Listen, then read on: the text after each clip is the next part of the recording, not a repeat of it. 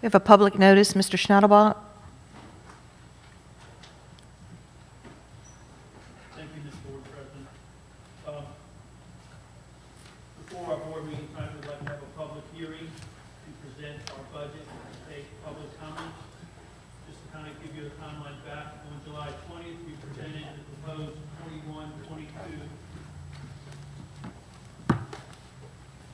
Back on July 20th, 2021, we presented the proposed 2021-22 operating budget to the Finance Committee and to the Board for permission to publicize in our official journal.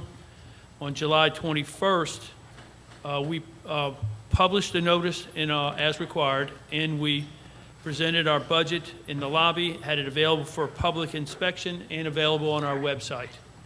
On August 10th, at the August 10th Finance Committee, I again presented the budget to the Finance Committee for information purposes only.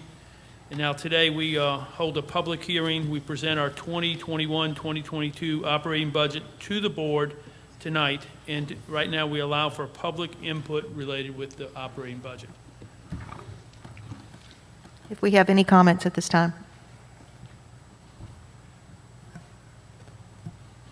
If there is no public input, no action is needed. Thank you, Mr. Schnattelbach.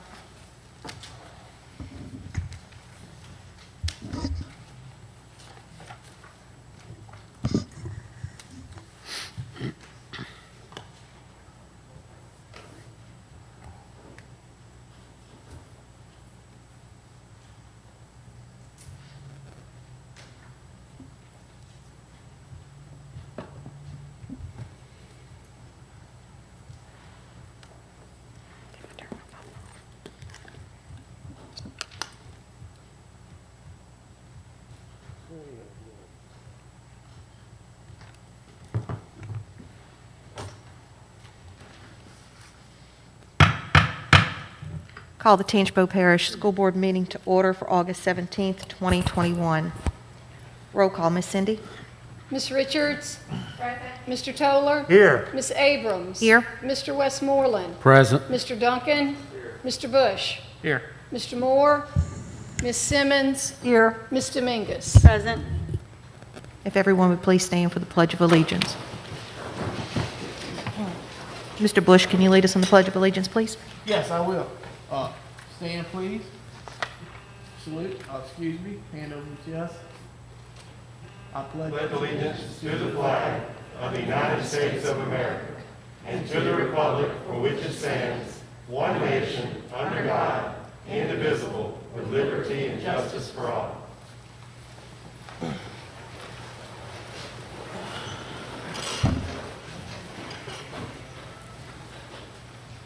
Move on to C, consider approval of the board minutes for July 20th, 2021. Do I have a motion? So moved. Mr. Second. Ailey Simmons, Second. second by Mr. Bush. Any comments? Ms. Cindy? Well, okay, there you go. Online voting is open.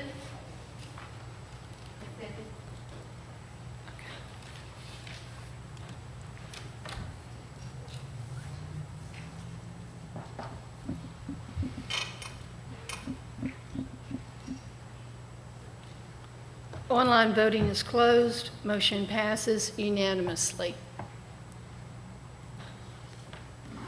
This time we'll go on to move to 2. We're going to recognize Ms. Summer Smith, Coalition for Coordinator for Tangipahoa Parish SAD program. Good evening, Board. At this time, I would like to ask Ms. Summer Smith to come up. She is one of our great partners that works with the school system, and she is constantly trying to involve our students in various programs across the parish. So she just want to give a little presentation to the board today and then invite you all to an event.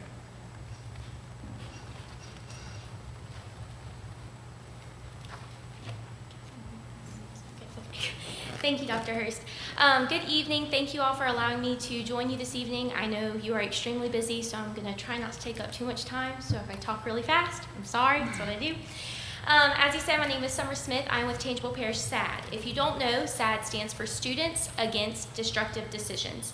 It was actually started in 1981, but the name was not changed until 1997. It actually started as Students Against Driving Drunk, but the name was changed when the students in Massachusetts realized there was many other problems going on in the world. We are funded by Florida Parish's Human Services Authority through the Louisiana Partnership for Success 2 grant. Tangible Parish was one of the 10 high-needs communities with the most underage alcohol use in the state of Louisiana. So we are teaching students the dangers of underage alcohol use. We do this, my favorite thing to do is to teach them about their brain and their brain development. It's one thing to just tell a student, hey, it's illegal, hey, don't do this, but another is explain to them why. Why don't you do this? Well, it's affecting you. We try to get them as involved as we can, obviously right now as being as safe as we can, and so we do different things. Some of the things we do is I teach them how to footloose, and yes, they complain about how tired they are after a 3-minute song. After we do this, I talk to them about their cerebellum, which is their coordination, and how alcohol can affect that, and just different activities like that when we go into the schools. Something else that we've been able to successfully do the last 2 years is a calendar, and so this is our calendar contest. So you obviously have 12 winners, and this calendar runs on a school year, so it actually starts in August and goes until July, and it has all of the Tangible Parish school system dates in it, you know, when they're out of school and things like that. I wanted to show you our first place winner. So our first place winner, she came from Jewel Sumner. She actually has, this artwork was on a billboard, and so our winner from the year previously was also had their artwork on a billboard. So that's the big prize. Besides the fact that this calendar is in all of the Tangible Parish schools, their artwork also gets put on a billboard if they are the first place winner. And so we were really excited about that. Our first year doing it, we weren't able to have a ceremony, but the second year we were, so we were really excited. Dr. Hirsch joined us and passed out our awards, and we were really excited. But with all that being said, and I could go on, but instead, I'd rather invite all of you to our September 16th Lunch and Learn. I have these, just so you have those. But basically, it's called Speaking Truth to Our Youth. So not only us, but other of our partnerships that we have throughout Tangible Parish will be joining us. And it's just to utilize our time to talk about prevention. What is prevention? What does that look like? What does that look like for our students? And then, of course, just to talk more in detail about all of these fun things that we have to offer our students. Because a lot of times, you know, we don't know the opportunities that are right here in our own backyard. So that is just the main reason I'm here. It is a lunch and learn. So if you could, there's an RSVP link. If you could just RSVP, it's Thursday, September 16th from 12 to 1. And so if you RSVP, so we can get a head count for food. It's being completely sponsored by the Hammond Event Center, so we're very appreciative of them. And so I'll just leave these with Dr. Hurst. And the RSVP link is really small, so if you need me to email it, I'm leaving my card too, so you can find it. But that was the real reason I wanted to come this evening, is just to invite you all. Dr. Hurst will be there, Ms. Stilley will be there, and then I know Parish President, Mr. Robbie, has also RSVP'd already as well, and a few other important sectors as well. So I hope you are all able to make it, and you know, we will continue to stay safe, and we're monitoring it. If it gets worse, it'll get postponed, obviously. But right now, we're going to try to continue as is. Thank you all. Thank you.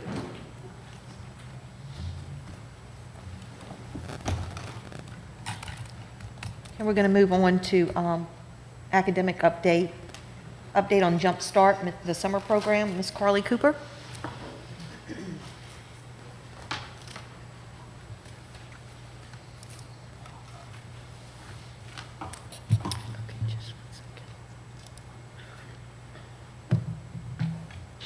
Do you want the clicker?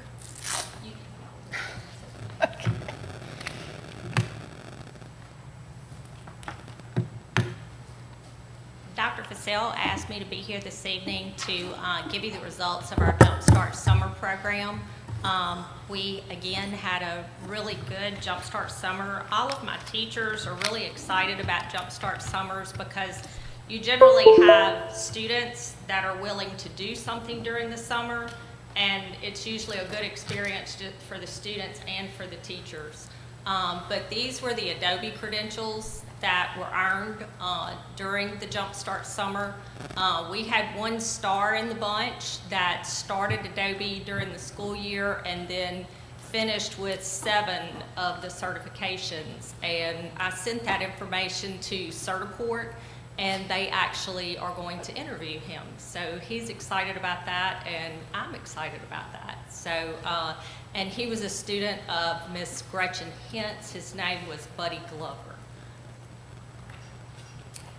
We also had students enrolled in the fundamentals of JavaScript. There were 14 there. We had EMR students enrolled. There were 18.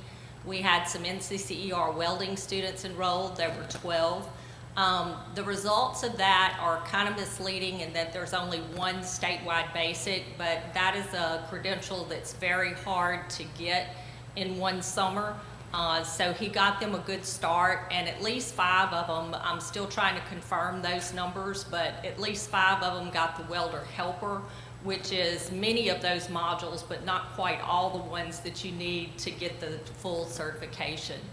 The automotive service excellence, we had 2 programs going, one at Hammond and one at Greensburg through North Shore. We had about 14 students in there. Nursing assistant, we had about 23 students in there. We had 12 that were successful already. We had 2 groups, one at Hammond and one at the Florida Parishes campus of North Shore. And we still have, I think it's 3 students that due to COVID weren't able to test. And so they're set up to test on August the 30th. We had some scaffolding students. Mr. Stilley from Kentwood teaches that on the Greensburg campus of North Shore. We had 8 students enrolled. The medical assistant internship, Ms. Kristen Clemens at Hammond High helped coordinate that with North Oaks Medical Center. And so those students already had the medical assistant credential, which is an advanced credential that they earned during the school year. And those 2 students elected to spend their summer actually working in the hospitals and clinics and trying to perfect their skills. We had 15 of our students that did internships, and Ms. Joan Costanza worked with them with trying to help us get the word out, help us do some digital media with those students. And then they also, we hope, will fall in love with education like many of us did, and we hope that they go on and they did spend some times in the classroom helping teachers and helping students with different projects. And so we hope that that turns on the light bulb for some of them there. We had a total of 154 students enrolled. They earned 113 statewide basic credentials amongst them. And as you can see, especially in the Adobe credentials, you could earn more than one. And then there were 18 statewide advanced credentials earned. These are the list of our teachers. I didn't want to leave them out because they gave up the whole month of June. And really, you prepare during the month of May. You're still reporting information to me during the month of July and trying to make sure everything's in the computer the way it needs to be. So these ladies and gentlemen really are helpful, and we have great partners at North Shore and Florida Parishes campus in Greensburg and in Hammond that help us with this program every year. This year we were able to add the North Oaks Medical Center in there and get our medical assistants some much needed time in the clinics. So we're excited about that. And just a few pictures. There's Buddy with all of his certificates and some of our scaffolding and one of our Adobe credentials. And then at Ponchatoula High, Anita Becknell is doing a school-based enterprise, and that was the WaveWorks that you see there. We got her a heat press, and so she's actually cutting out some vinyl out of what the students in her design, and they're putting it on t-shirts. And that's a look at some of our nursing students and the automotive shop. The automotive shops at both Greensburg and Hammond are very impressive. And Mr. Wascom has been doing this as long as I have. As long as we've had a Jumpstart summer, he's given us his summer, the whole month of June, to work with those students. So we appreciate all of them. I thought it would be interesting for you to know what our Tangipahoa Parish graduation pathways are. And I also highlighted something that you may or may not know, but those are the ones that are in bold with the stars. Those are our Perkins eligible programs of study. So those are the ones that the Workforce Commission has dictated to us and said, these are the ones that have the most high wage, high demand credentials. And so those are the areas that I can spend Perkins funds on. And then the STEM pathways, we've been expanding into those. This is our second year with working with some of those pathways. And so that's just really exciting. Some of those programs are also dual enrollment programs with LSU. Several of their courses can be a dual enrollment program. And then several of their programs can count as like either the science or the art portion of the TOPS curriculum. And so here you see a good example of where career and technical education merges with the regular TOPS university, because the courses are the same and they just overlap. And there's a list of all the graduation pathways and all the credentials that we're currently offering in our schools. Not every school has every credential, but we do make every effort, to try to get a student what they ask for. I had a student today that requested diesel mechanics, so I called the Sullivan campus and I said, hey, is that a possibility? Is that something we can do? We've done the automotive before, and so, we'll see what they tell us there. So we're open to new possibilities and try to expand anywhere that we can. Do y'all have any questions?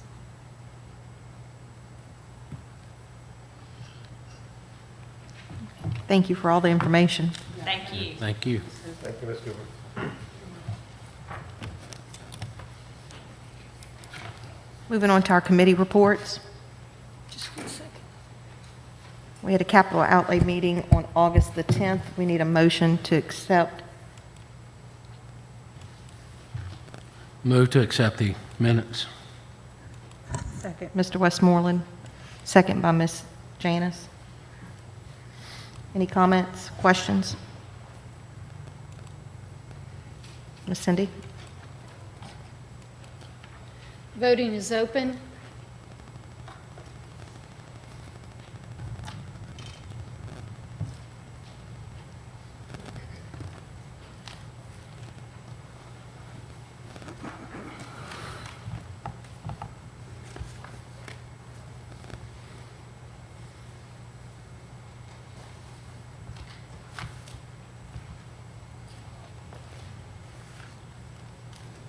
Cindy. We're on the capital outlay.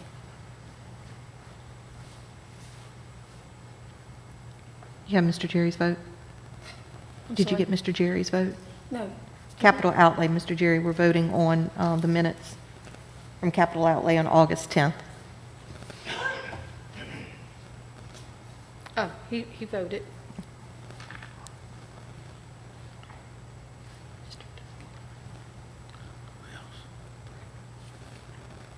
Brett, Brett.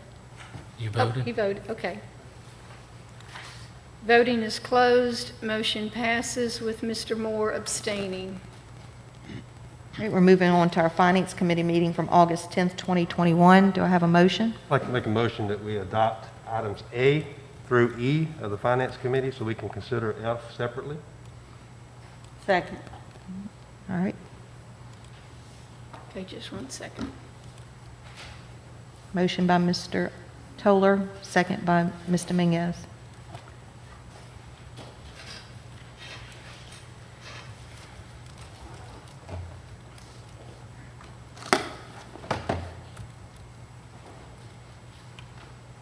Who seconded it? Mr. Abrams? I did. Rose. Ms. Dominguez. Online voting is open.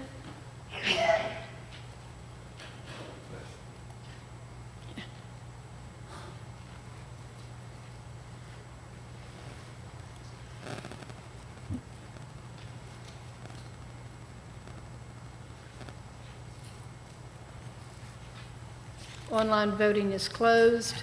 Motion passes unanimously. Okay, so now we'll take up Move to adopt the committee's recommendation as to item F. Motion by Mr. Duncan, second. Second. Second Okay. by Ms. Janus. So we're making a motion to approve F on the Finance Committee. as is. Mhm. Well, I'll make a motion to amend item F, to amend Mr. Duncan's motion to strike bullet comment 2 and bullet comment 5, which deal with the attendance part of that policy. We'll make a second to that, please.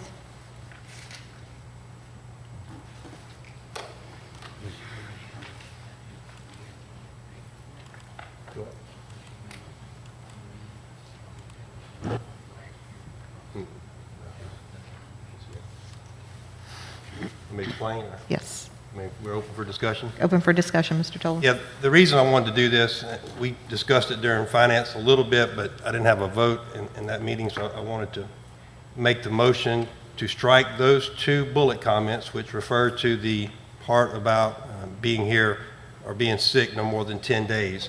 You know, I firmly believe the employees earned the stipend last year dealing with COVID, and the language of this says the stipends must relate to the preventing, preparing, and responding to coronavirus. It doesn't say about the number of days that they have to be working or whatever. I know what the employees went through last year and what they're going through this year.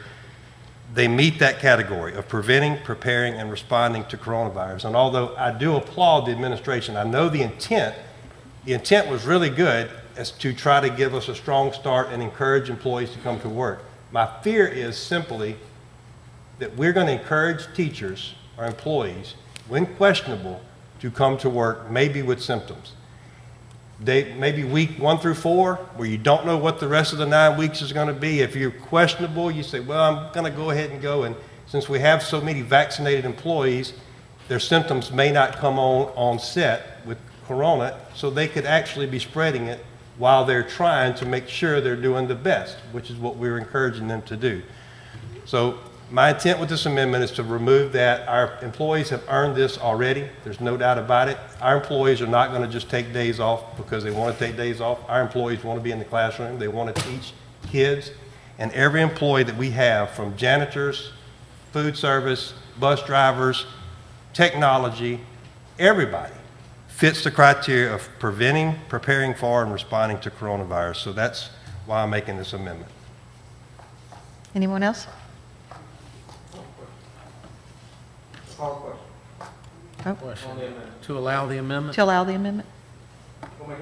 To vote. He's made the motion, it's seconded, he's made his argument, we argued it for 15 minutes as committee. You know, this was the administration's recommendation is based on trying to encourage people to actually help us have a strong start. To actually help us have a strong start, you have to be there, which is the purpose of the incentive. So, I agree with the administration's recommendation. I also agree and like the fact that we worked so hard last semester to give all of our employees to pass revenue, give all of our employees a 7% raise, as well as other raises to make them competitive. But this bonus was designed and recommended for the purpose of encouraging our employees to help us have a strong start in the first 9 weeks. Absolutely. And I know we all hope for a strong start. All right. Mr. Mingus? Yes, ma'am. I would just like to say that I feel the same way. I feel like our people worked hard last year to help keep our students safe. I think they performed their job over and above. We had talked about giving them a stipend last year, but we decided we'd wait and do it this year. There are many other parishes that gave this stipend without any stipulations. And, I went and did a little research and found several. And the ones who did have a stipulation of days present, it was stated that the duties were assumed, of course, because of the pandemic. But the thing that really got me was that they didn't even add the days if they were absent. It says approved COVID leave days were not even counted in the days that they were absent for them to get their bonus last year. So I just feel like our people have worked so hard, and I totally support just giving them the bonus or the stipend, for the ESSA funds, and it's all coming from the ESSA funds. And we had talked about this several times, so I also printed out several articles that were in the paper from these other districts, how they use their ESSER funds, and I'm just not sure why we couldn't use our ESSER funds. Some of them even gave it to part-time people and substitute people. So I think our people went above and beyond, basically to meet the needs of our system every day, no matter where they worked in the system, no matter what they did. Everybody worked harder and worked more and worked longer hours, and facing every obstacle that was through their way. So I'm 100% for just allowing our people to go ahead and have their stipend. Okay, we're going to call for a vote. Ms. Cindy, as amended. So, This is on. This is on the amendment. Mr. Toller's amendment. Whether we're going to amend the recommendation by striking 2 and 5.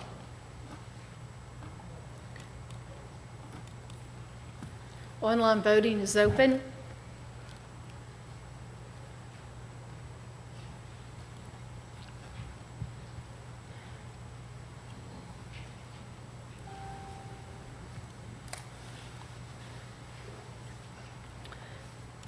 Voting is closed. Motion passes with Mr. Duncan voting no. All right, so now we'll move to vote on the amended motion as is. Okay? On E, it was E and Yes, yeah. F? Okay, On F, right? Is that- on F, yeah. All right, would you repeat what we're voting on now? We're voting on the amended motion by Mr. Toller as, The That we first just vote was voted to on? allow the amendment. the first vote was to allow the amendment. Oh, This is okay. now voting Got it. on the amendment. This is the amendment. Okay, thank you. I Ms. need a Cindy? motion. Oh, we need I'll make a, a motion. He's already made the Mr. motion. Duncan made the original motion, which is, now we're voting on that motion. Now it's already amended. right. We're voting on Mr. Duncan's motion as amended. Got it. Is that right, Brett? And also, Madam President, if I can add, obviously I wanted to do this last year. We kicked it around. I think it's something that should have happened already. The only concern I have was about, could we do it without, these criteria to meet? And I'm comfortable enough that we can do it. And so absolutely. And I'm happy to give our people this. And call for a vote, Ms. Cindy. Need to know that. Yeah. So I made it clear at the Finance Committee meeting. It's been clear to me and to Ms. Lanier, our Federal Funds Director, that across the board, pay raises with ESSER funds is not allowed at this time. It's not across the board. It is, No, there's criteria here. It has to be a full-time employee and work the entire first 9-week term. The employees can't work Ms. Comp, leave without pay, or leave without pay cannot receive the supplement. Full-time employees who work less than 5 hours per day would meet the 500 criteria.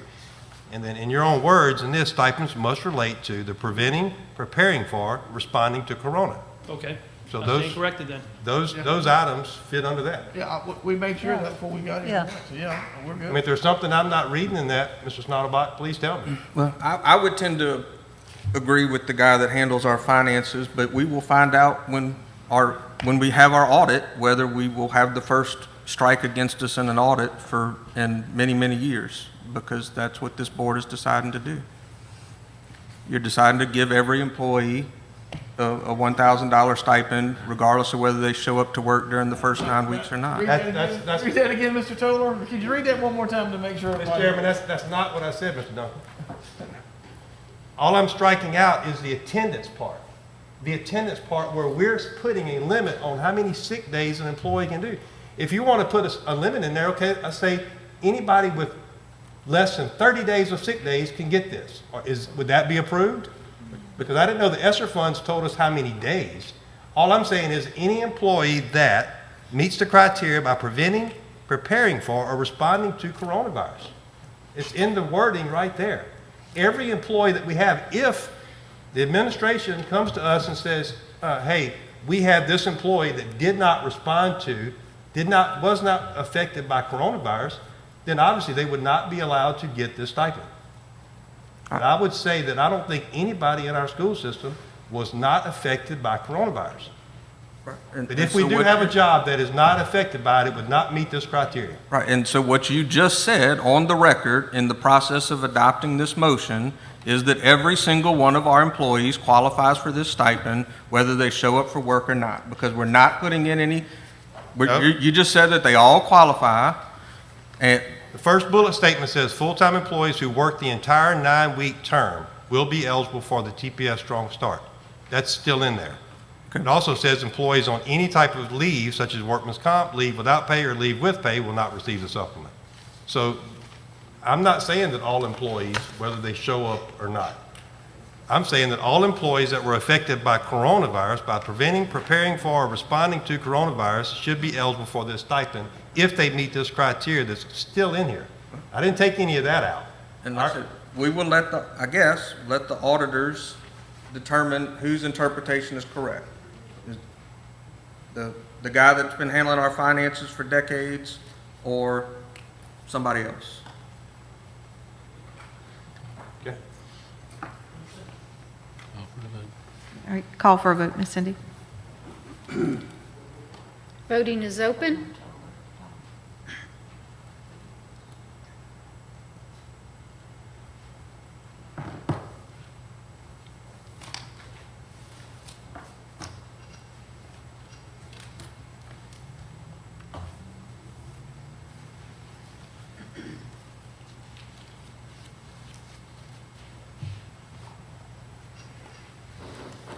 Voting is closed. Motion passes unanimously, with Mr. Duncan voting no. All right, we're moving on to our Personnel Committee from August 10th, 2021. Do I have a motion to accept? I'll move to adopt. Second. Mr. Westmoreland made the motion, Ms. Dominguez second. Voting is open.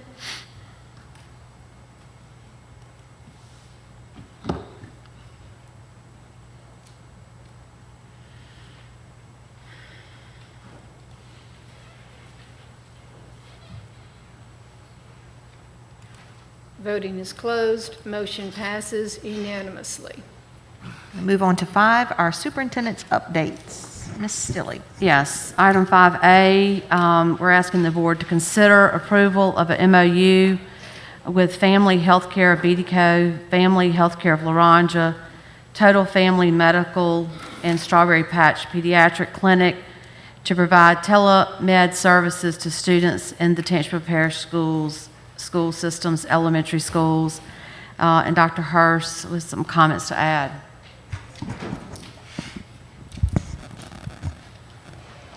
Good evening again. Approximately a year and a half ago, 2 years ago, we were approached by Southern Evals, an organization that wanted to bring healthcare to rural communities, and asked us will we give them a lot of support in bringing this technology. We agreed. We were notified in January of 2020, right before the pandemic, that Tangipahoa Parish will be one of the few parishes selected to push the governor's initiative of bringing telemed to our rural area schools and rural clinics. And our role was to be a partner in this endeavor. We had a company called Southern Evals who sent out information to all the clinics in the area, the rural clinics, and said, hey, if you want to be a part of this initiative, you have to apply, you have to get approval through USDA, and you get on the list. So we picked up that conversation again this summer. The governor came out to Laranja Elementary and did a press conference about bringing telehealth to our rural area schools. And through the conversation with Southern Evals, they said only 4 agencies reached out to them to be a part of the pilot. So Tangipahoa Parish had no involvement in deciding which clinics would be involved or who could use the technology. And we had to select 20 schools. We selected all of our elementary and all of our middle schools with the exception of Amy Westside. And so right now we're in the process of getting the equipment in the schools, getting our nurses trained on the equipment so we can start utilizing that equipment. If a student becomes sick enough where the nurse deems it necessary to contact one of these clinics to be a triage, and it's not going to replace their primary care doctor. This clinic will just assist the school in assessing the student, talking to the parent, telling them what the issue is, and one of the benefits is if a parent leaving work, they don't have to come get the child and take the child to the doctor. They can go straight to the pharmacy, get the medicine, and go home, and have a relative do it. It kind of mitigates the process of parents having to always have to leave work. So we worked out the process with our nursing department. We've developed guidelines and procedures to follow, and we have we're in the process of implementing that now. Question. So how were these agencies selected, these particular ones? They had to apply through USDA. We were not part of that process. Tangipahoa Parish School System didn't have anything to do with it. We were just notified by the middleman, the company called Southern Evals, of who applied and who got approved. And to date, it was only 4 companies. So they sent it out to all these different companies, and these are the ones that were selected? Yes, ma'am. Okay. Dr. Hurst, could you tell me why Amy Westside? We had 20 devices. They only gave us 20 devices. So when we went through and selected the schools, unfortunately, Amy Westside is one of the schools we left off. The clinics that we have are all in the southern region. So we wanted to make sure we wanted to give those students in the northern region. So it's like, you pick, one had to be left off because we only had 20. And we're going to work with the company. They say if they get more devices, they're going to let us know. Chairman? We would love to have 32, but they only gave us 20. Yes, go ahead, Mr. Just to Thorne. add to what Ms. Simmons was saying, 'cause I did check on the hospitals, like with North Oaks or Hoods. They were not eligible for this. They only sent this to the rural clinics. It was not an option for like a big place like North Oaks or Hoods to participate. It was targeted by the USDA and by the DHH strictly to the rural clinics, and they were the only ones, and that's why we got these. They selected them. And it is known that if a child goes to the office, they're sick, and they do this teleconference, we have no dealings with administering the medicine, go and pick up the medicine, anything like that. It's strictly on the parents, so they don't have to leave work to come pick up their child if the child isn't technically running fever or whatever. They will have to go pick up the medicine. We're not going to be administering or doing any of that. No, if the student does not already have medicine that's on our campuses, we have a process for that. We will not be going to pick up medicine and bring it back to the school. If the nurse deems it's necessary for the student to go home, then the nurse will let the parent know, regardless if the clinic say, I don't think the child needs to go home. So we're still going to rely on our nurses to be the professional, make their professional opinion about these students, whether they need to go home or not. It's just another service we can provide to parents instead of them having to leave their job, pick a child up and go to the doctor. The parent can also teleconference in if they choose to. Okay. No action needed on this, Ms. Thorne? No, Or- I are we move ready to adopt it. Move to adopt the memorandum of understanding, Superintendent. Motion by Mr. Westmoreland, second by Ms. Sandra Simmons. One-line voting is open.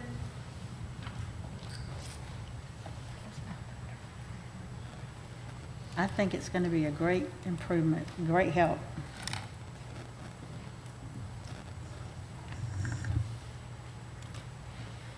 Online voting is closed. Motion passes unanimously. And general updates, Ms. Stilley? No updates tonight, Madam President. We can move on to 6A. Madam President, I have a question. I asked Mr. Stone about a week ago. Do you have an update on our grass cut situation at this point? Because, On the agenda, you shouldn't be asking stuff. yeah, could you explain to us what happened? Because I'm hearing all kinds of stories. Is this, can we go ahead and move? It's not on the agenda. Should we be discussing it at this time? Agenda. It has- I'm fine with one day. We did it, the bids were open publicly, we had this big discussion up here, all this hoopla that went on with this, and now I'm hearing the guy quit.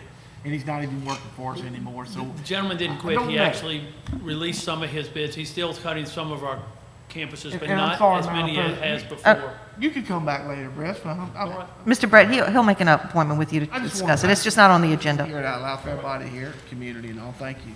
Sorry, man. All right, we're going to go ahead and move on to other board actions.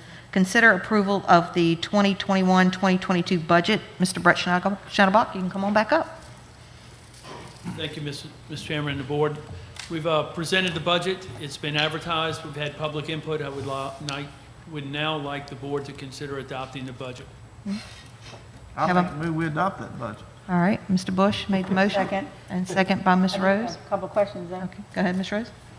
I just wanted to get a couple of clarifications. I got my little sticky notes here.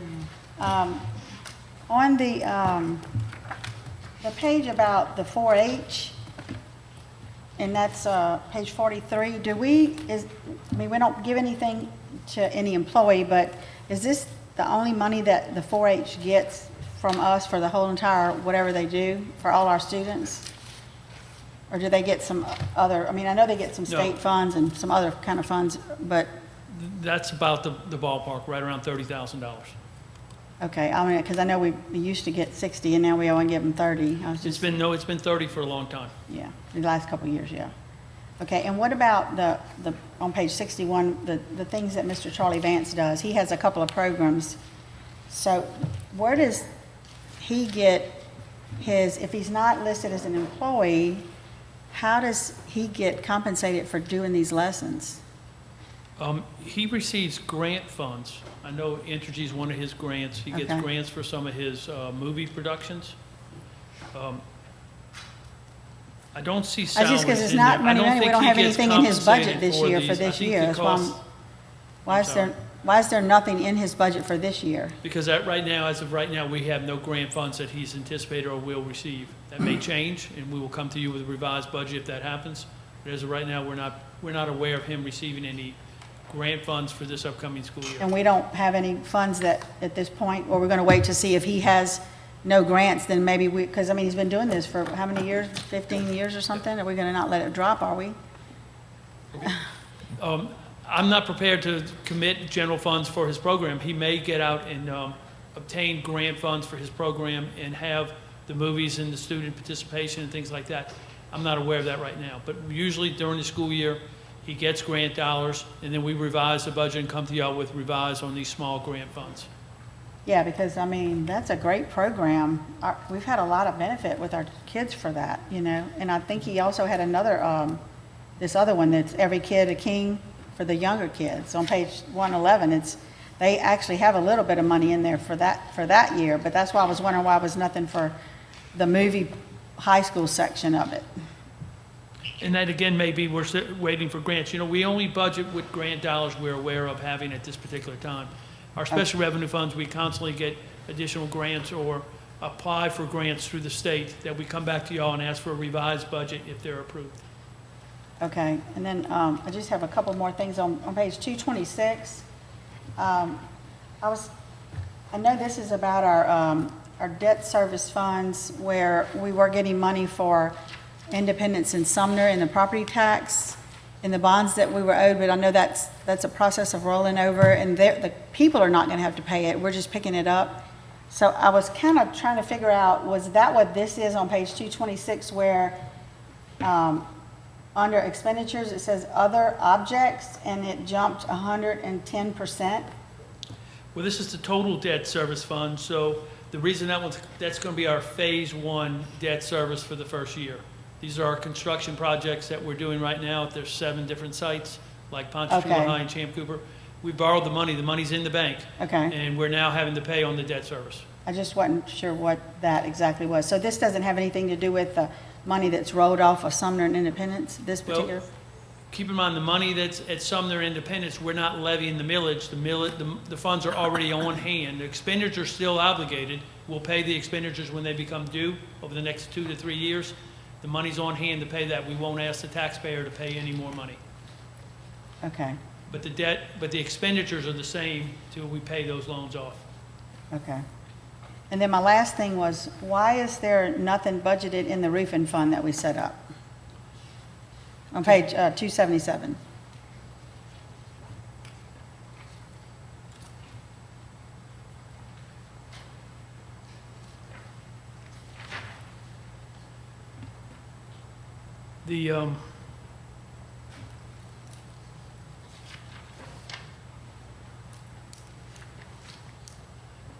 I would imagine, Ms. Rose, the reason there's none, we have no projects that are currently on the books to be done under the roofing fund. But would it show in the column? Well, if you remember, in our capital project funds, we come to the board on large projects to get approval at that time. So do we use all the money that was in the budget, Well- was in the roofing fund? I mean, wouldn't it show that we have some Well, money in the we roof? do have a project outstanding, is the Midway roof. We haven't paid that one. I'll have to look, and you see the 2021, it was budgeted, but there's no actual expenditures accounting for that Midway project, which was around $600,000. So that would just carry over to now, right? Well, we'd have to revise the budget to show the expenditures. We'll be coming to you with a revised Okay. budget for that All right. project, because it is underway. We'll start in the next 3 weeks. Okay. Okay, well, I think that was it. Thank you. I appreciate Any other it. questions from anyone? Call for a vote, Ms. Cindy. Online voting is open.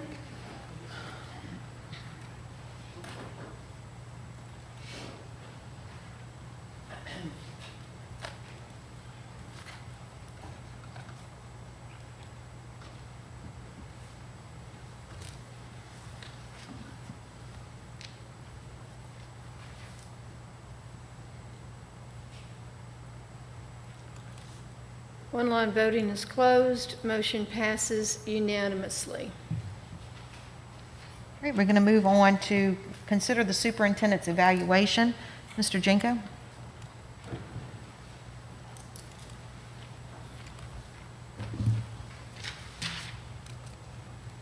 Good evening, everyone.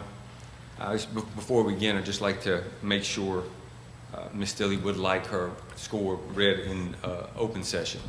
Yes, Mr. Jenko, that's fine. Just for the public's information, the board members were sent the evaluation instrument. They scored the superintendent, sent it to the board president.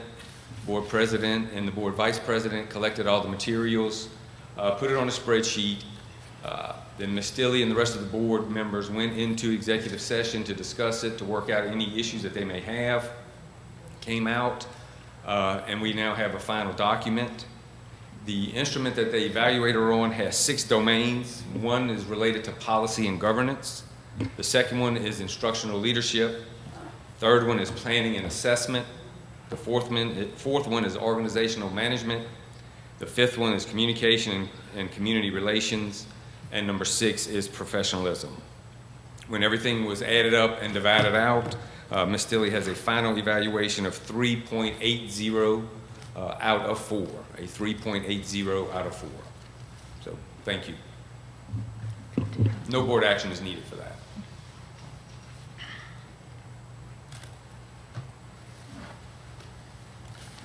All right, at this time, we're going to do personal privilege. You want to start with Mr. Bush? Absolutely. And I know all you guys are going to mention the start of the school year and how, and I feel the same way. Everybody has a tough job. The virus is bad. The vaccine, no vaccine, mask, no mask. But I always like to talk about our graduates, how wonderful they are in the world. And Mr. Morris is going to have to help me on the year that he graduated, because I didn't know it. But I'm going to read something from Noah Williams. He's a Ponchatoula High School graduate. Was it 2017 or 18? It was right in there. This is Noah. I've been holding it in for a while, but I'm excited to finally share that I've been selected to serve as a 2021 Competitiveness Scholar by the White House Initiative on Historically Black Colleges and Universities. To me, that's a big deal. It just sounds like a big deal. I'm grateful that God has granted me this opportunity to represent Xavier University in even a greater capacity. This is a dream come true, and I look forward to representing the historical black colleges and university in Washington, D.C. next month. Congratulations to Ponchatoula High School graduate Noah Williams.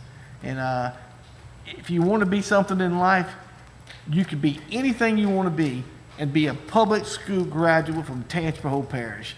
You could be, I say it, from the governor to a Heisman Trophy winner to Noah Williams. Congratulations, Noah. I just want to give him a shout out tonight. Very good. Thank you.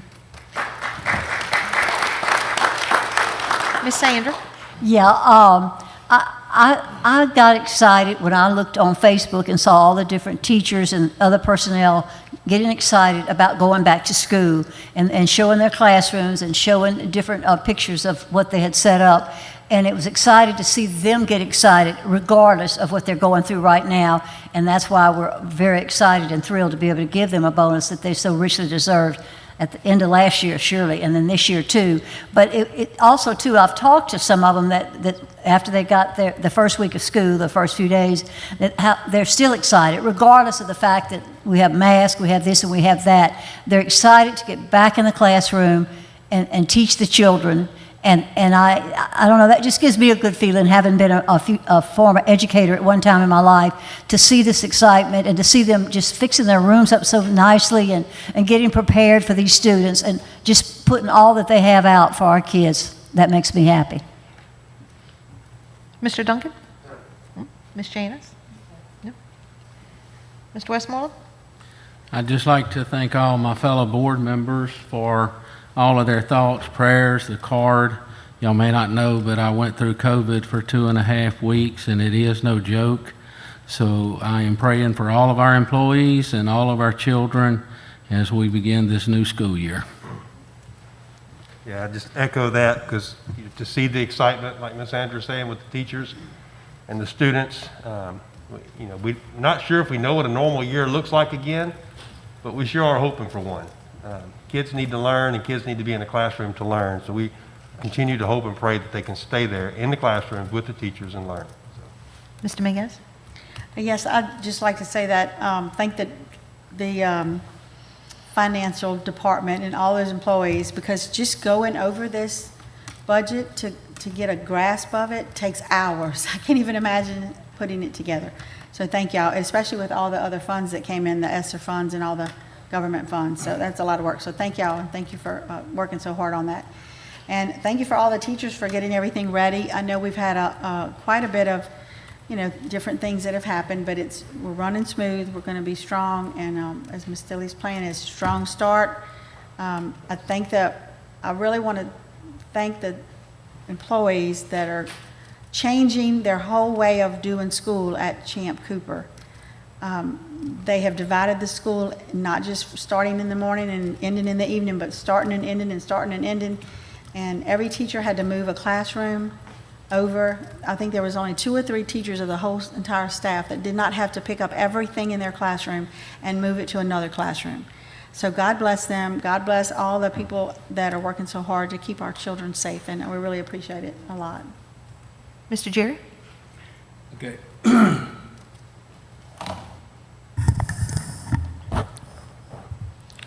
Okay, I would just like to say that, I've been getting a lot of questions. There have been some people who have wondered whether or not the DSEG court order has actually been closed. And so I just thought that rather than, go over this again and again, that I would just answer that, once and for all, that the desegregation court order has not been closed. It's been 60 years since Judge Rubin placed the Tangipahoa Parish Board under a federal desegregation court order. All right, there have been many claims that it's been closed. Well, I can clearly say to all the stakeholders out there who've been asking the question that the Joyce Marie Moore versus Tangipahoa Parish School Board desegregation court order is not closed. It's not vacated. However, the Tangipahoa Parish School Board is currently operating under a contingent provision, a contingent provisional consent agreement. And so if anyone needs an explanation for that, then you can call me. But I just wanted to make sure that everyone understood that, because I know that there's been some discontentment and there's been some discouragement among members of the African American community as to whether or not the court order was closed. Thank you, Mr. Jerry. I would like to welcome 2 new principals to our school system in my district. We have Miss Amber Anthony, who will be at Laranja High School, and also Dr. Pollard, who will be at Independence High. I've had an opportunity to meet with Dr. Pollard this past week. She's called me twice today, and I think she is going to bring a lot to Independence High School. She has a lot of ideas, and I think she is going to be wonderful there. As far as the COVID situation, I, of all people, know that this disease and this pandemic is real. My husband is the director of ICU at North Oaks and 5 other units. He works tirelessly he has to come home at night and try to find nurses to work. That's how hard it is at North Oaks right now. So for people to say that this disease isn't real and it's a government thing, y'all, it's not. These nurses, they would not put these nurses and these doctors through this. If this little piece of paper on your face, or that mask on your face, can save 25% of anybody in our school system, it's worth putting it on. My husband does not take his off for anywhere from 12 to 15 hours a day. This mask is not going to kill somebody, but the virus will. I know some of you think this little piece of paper on your face is not protecting you, but it is. If it's only protecting you for 25%, it's worth keeping it on your face because our students need to be in the classroom. Virtual learning is going to have us with a generation of students that are going to be illiterate because they cannot learn from a computer. They have to have that one-on-one touch from a teacher. They have to have that emotion that comes from a teacher and the love that comes from that teacher. They cannot get it sit in front of a computer. So if wearing this mask until we get through this pandemic is what we have to do, I'm just asking you all just to be patient so we can have our students in the classroom right now. Thank you. Ms. Stilley? I think we have litigation. Mr. Duncan? Litigation? We have a lot of public input. Do you want to? We have 4. We only have 2 things in the executive section. Okay. We had to pull A and D. All right. Mr. Moody said it was really No. close, really short. All We right. only So have we'll 3. move to enter executive. So we're pulling D, you said? Yes. We're pulling, D. Okay. So we'll move to enter executive session to consider the cases of Latrice Bates versus Tangipahoa Parish School Board and the Tangipahoa Parish School System versus Advanced Pain. Second that.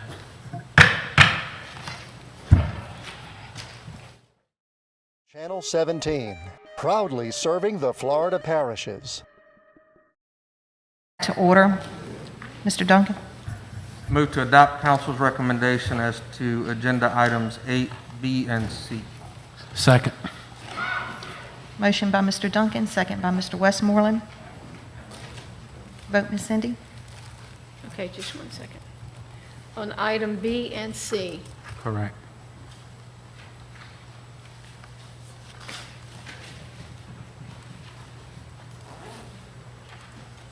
That's yours. It's fine. Online voting is open.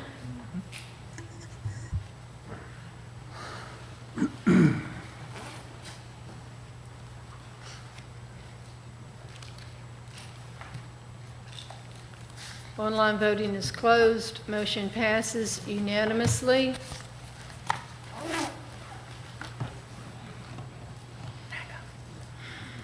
All right, we're going to move on to public input. I ask that you limit your comments to 5 minutes. We're going to call it Ms. Kelly Brandon.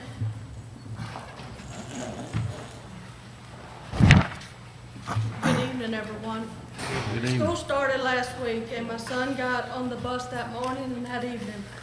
And by 3 o'clock Thursday, they had already said he needed to be quarantined because he was around someone. My son got on the bus after the person and off the bus before her. But he still has to stay home because they said he was exposed. 14 days to be home. And he could return on 8/26. I was told to get him tested and he could return back to school. Not enough time for the virus to show up. It takes up to 7 days. So you are wanting kids to come back right away with a negative test that could be exposing everyone. But you want me to quarantine him for 14 days with no symptoms. It's not making any sense. No symptoms, but you want me to go pay for a test. My insurance won't pay because there's no symptoms. And I am on a budget because I am disabled. Why does the student with COVID get to quarantine for 10? Yes, I know the student. Returns on 8/23 earlier than my son, who has no symptoms. He's bouncing around the house, playing games, everything, and he can tell you what's going on. My son has no symptoms. The little girl's sister went back on Monday because she tested negative the day her sister tested, so she went back to school. Also, why does the bus driver still drive the bus? She has students stop by her and tell them what seat to sit in, and that's a good couple minutes. I called the nurse to ask about the difference of quarantine for someone with COVID and being exposed to someone with COVID. She told me 10 days if you have COVID and 14 for being exposed. Does it make sense? She told me that she is just following guidelines. I can contact the hospital or the health unit for more answers. No one has any answers to why my child has to stay home more than somebody with COVID does. And my kid had a mask on, which has eczema on his cheeks that irritate him to. And the bus driver had a mask on. Now, I have no idea where the kid was on the bus, but my kid was in the front seat with another little boy. And I'm not saying this virus isn't real, and I'm not saying don't take precaution. I have diseases that I don't die from, but I cannot wear a mask. Because it irritates. But nobody can answer me from the principal at Laranja Elementary on up to the nurses. None of them can give me an answer to why. When my child has an IEP for speech and he needs to be in school, I can see if he had symptoms. Then they should be addressed. Our Assistant Superintendent, Mr. Jinko. And then the next one I have is the carpool in the morning time at Laranja. My high school student cannot get there on time. She's already been late one time because it backs up to the Dollar General for 30 minutes. And then this morning, it was 15 all the way the other way, and then 15 all the way toward the Dollar General. There's got to be some way to fix it.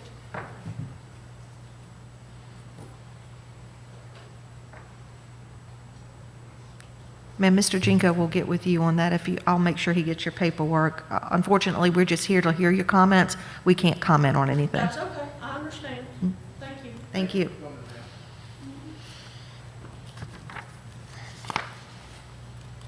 All right, Ms. Osa Betts-Williams.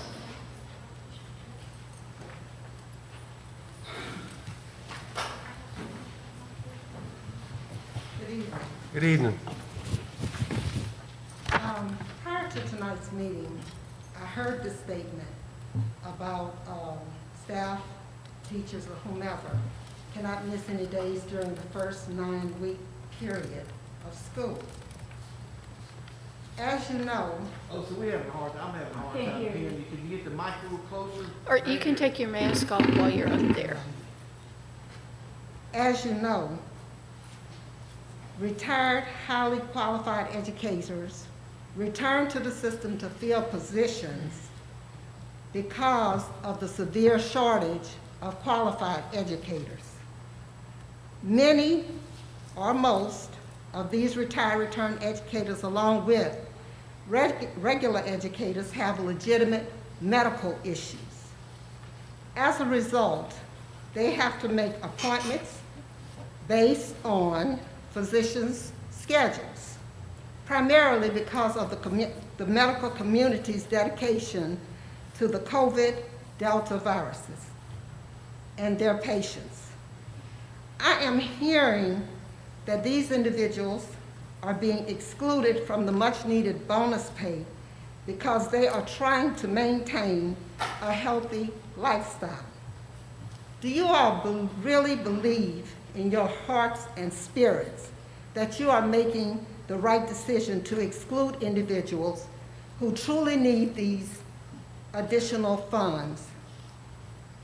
Because they had legitimate medical appointments, they are excluded from additional pay over this 9 weeks period. Is this by any chance related in any way to merit pay? or can it be construed as merit pay? This is a rhetorical question that I would like for all of you to think about. Thank you, Ms. Williams. Thank you, ma'am. Ms. Patricia Morris?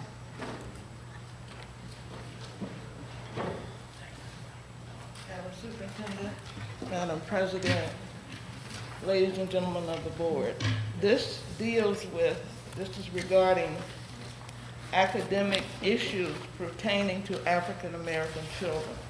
I'll read two statements, and Mr. Bean is passing out everything that will be written. I'm asking that the president of the NAACP sometime tonight put it on our website. It will go up on my website.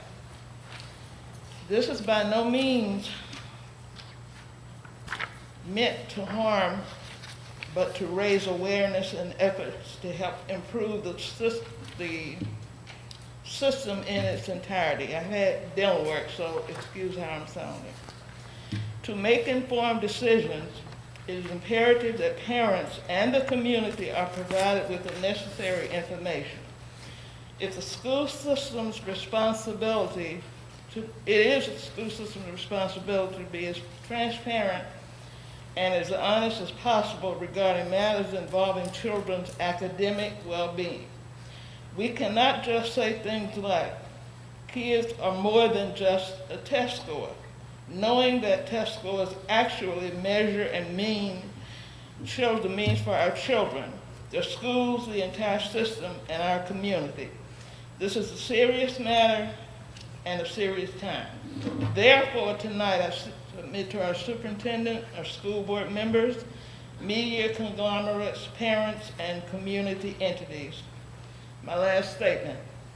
Every child deserves to be literate, and every child deserves an opportunity to live a long and successful and happy life. Every parent wants to know that their kids are mastering grade level content. Every parent wants his or her child to attend an A school instead of a C or D school. Every community wants an A school at its center built around it. School letter grades matter to community. As you read what I've written tonight, I want you to take into consideration, I'm asking that you take into consideration the kids that I work with every day. I'll give you an example of one. One, as Sandra talked to you about him, child is dyslexic. His sister is gifted. She's reading in pre-K on a 3rd grade level, yet she's not in a program. So these are the types of things, Ms. Silly, that if we could sit down and talk about it, maybe we can come to some conclusion. Because for her to be reading on a 3rd grade level and teaching the teacher's class, then she needs to advance to another level because she's just that smart. It is suspected that the brother is smart because he reads from right to left. We read from left to right. That tells me he's dyslexic. So when we start getting these things together, then I think we'll see some conclusion in Moore versus Tangipahoa Parish School Board. Thank you. Thank you, Ms. Pat. Mr. Michael Showers?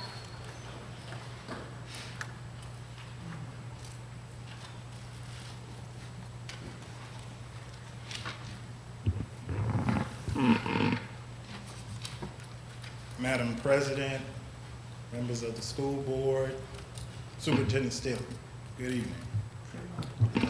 I'm here because of no ostentatious parade. I'm not here on my own accord, but I'm here because the membership, the 200 plus membership of the NAACP has asked me to be here to talk about redistricting. Our petition tonight is for the school board to provide for fair and equitable mapping during the redistricting process. Given that the parish demographics is almost a third African American, and the school system has a 50% African American student population. African American communities underrepresented on this school board panel. In a letter presented to you, to this board, the Legal Defense Fund Incorporated has outlined in a district map with 3 majority-minority seats that is highly achievable. Having only 2 school board seats will continue to deny voters of color the right to elect candidates of their choice. We cannot be champions of the desegregation case without providing equity at all levels of our school system. Equity must extend from the school board to the classroom. If education is a vehicle to success, if education is a vehicle to a better future and a vehicle out of poverty, then every time you deny or you do not provide equity, it's like trying to reach your destination while driving on 4 flat tires. Finally, I'm not here to be long. It is our expectation that the school board will comply with Section 2 of the Voting Rights Act. It is our expectation that the school board will honor its oath and obligation to the citizens of this parish.